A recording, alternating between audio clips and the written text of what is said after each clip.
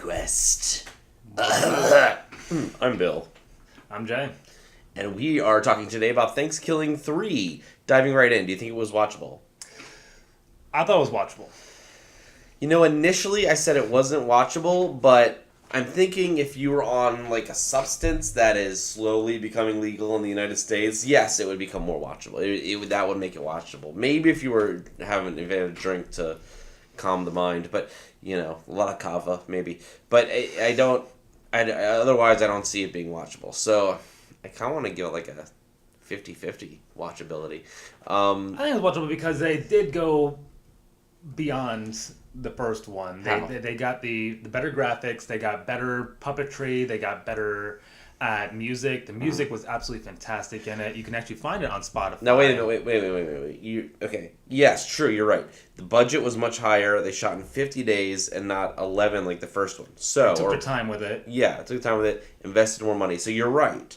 The budget's there, but... Well, the people invested money. It had over $100,000 through a Kickstarter campaign. Oh. And it was the highest... What would it be?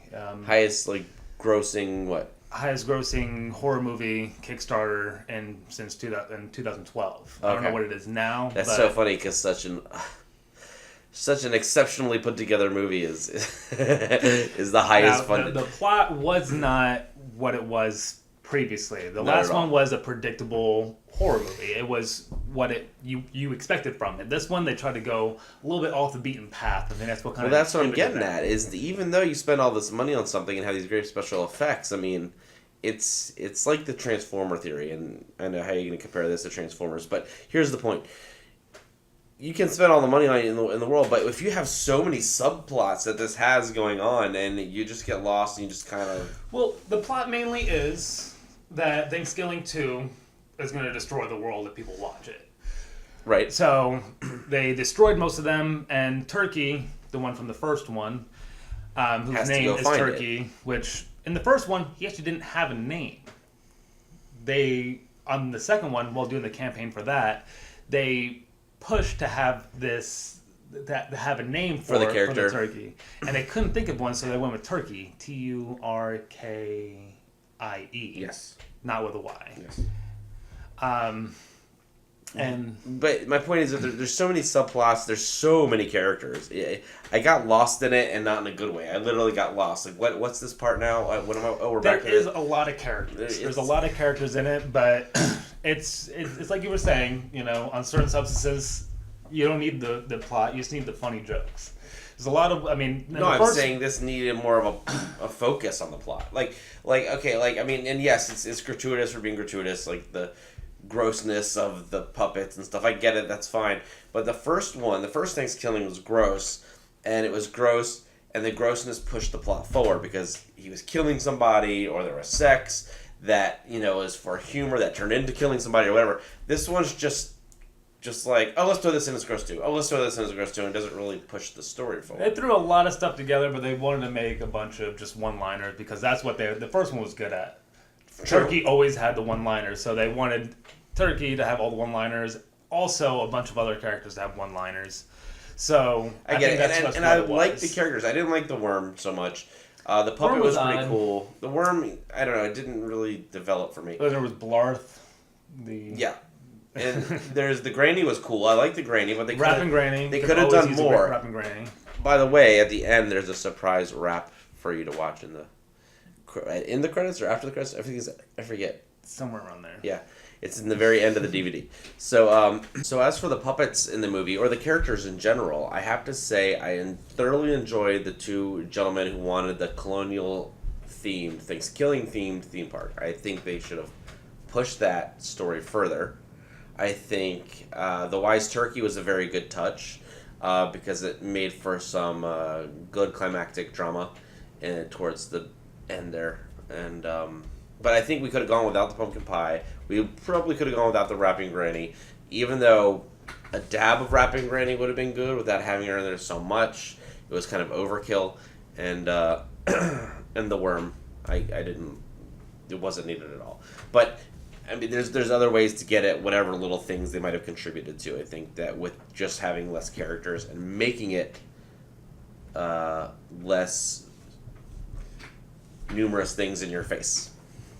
This is probably going to be turned into something colorful from people on the internet. I'll just keep doing it and making it worse for myself. One thing in the movie is that the turkey, the main character from the first one, did not have nearly as much face time as the first one. True. There was a lot of people against turkey this time that made it a little bit more complex, where turkey became a backup character more so. I mean, he was in it and he was fighting all the good people and had all his superpowers. But that's kind of why you watched the first one, is because it was a killer turkey, and now the killer turkey is second to the other plots that are a little bit more confusing. We're going to be putting the link in the description if you want to buy this movie on Amazon. We'll be putting the link to Spotify, because the soundtrack was actually pretty good. The soundtrack was pretty good. You can do a lot of things just around Halloween and whatnot with that music, and it's a pretty cool playlist. It's pretty entertaining. Whoever did that, I don't know who did the music for it, but it was fantastic. Kudos to you.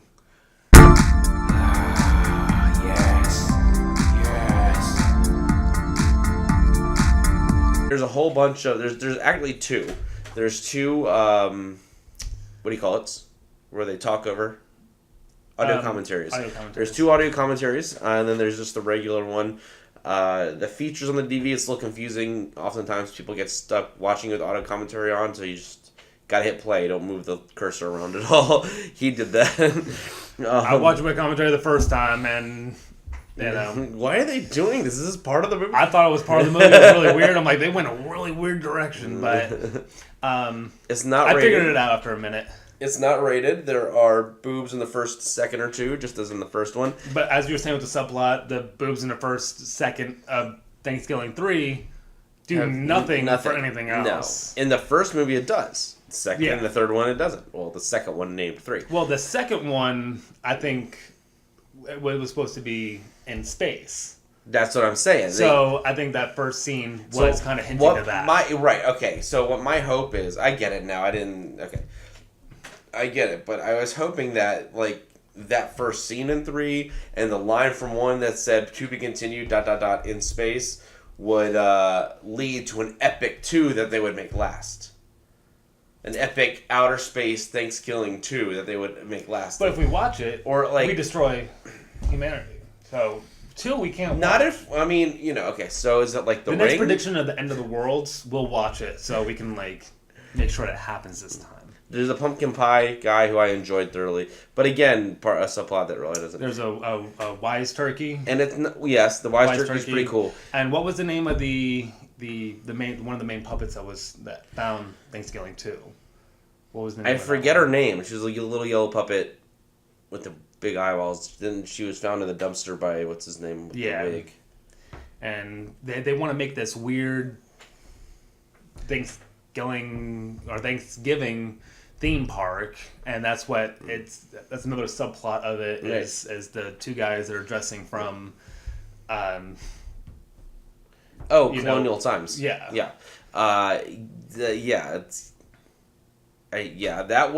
could have gone somewhere very cool, but they again didn't really follow through. And then the one guy keeps talking from heaven over and over again. See, there's so much going on. It's not so much. I mean, it's a little bit like The Room in that there are subplots that don't get followed through on.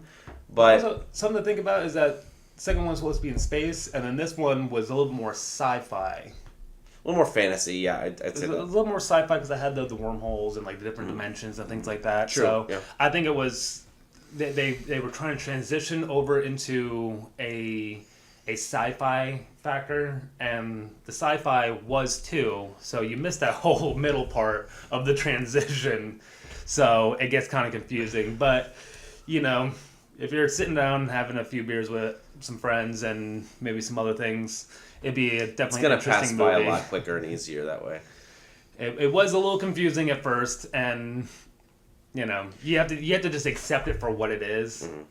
But like I said, I love the music, I love the graphics, I love the puppets. There was tons of puppets. There was so many characters in it. Yeah. That, you know, I would it keeps say your too interest. Many. It's a little too many. It's a little too many. I mean, I think they were expecting to get another $3,000 to make a movie, so since they got $100,000, they were like, they didn't. Let's spend it all on puppets. It's less gory than the first one, I would say. It is. Yeah, it is. They should have taken all that money and spent it on just like 2 or 3 great puppets instead of, unless that would take away from the tackiness of the really movie. Good, then, you know, it might not be. It might be too quality. One of the puppets, Blorth, was made out of wood and chicken wire and foam that was so heavy needed another motor to help operate it. So, all in all, he's saying watchable. I'm saying it's only watchable if you're helped by a soon-to-be controlled substance in the United States. But otherwise, I don't think it's watchable. This movie is longer than the first one. So the first one I think was like 70 minutes. This one's 99 minutes. It didn't need to be that long. No, it didn't. But I think it was that long because of all the subplots and all the everything going on with it. Exactly. And so I enjoyed it. Did you? Okay. Well, I thought it was okay. No, I wouldn't suggest it, but that's half of a upvote. So this is. We will. Put it underneath. I'll let you do it. Yeah. We'll put that. This is going to go underneath ThanksKilling because on our scale of it's right side up. Number 1, number 2, and then we'll have number 3 coming out soon. Number 3 on our list, not ThanksKilling 2. But like we said in the first one, if you guys wanted to contact us, we could try to make something happen. I would love to die. Just in general. If you want to leave a comment saying why you thought ThanksKilling 3 was better or worse, please feel free to do so. Like, comment, subscribe. Give us ideas for more movies to watch. Please do, and we will watch them. As long as they fall within our exceptional standards rules. Our movie watchability guidelines. So, thank you all for checking us out, and we will catch you on the flip side. Gobble gobble, mother clucker.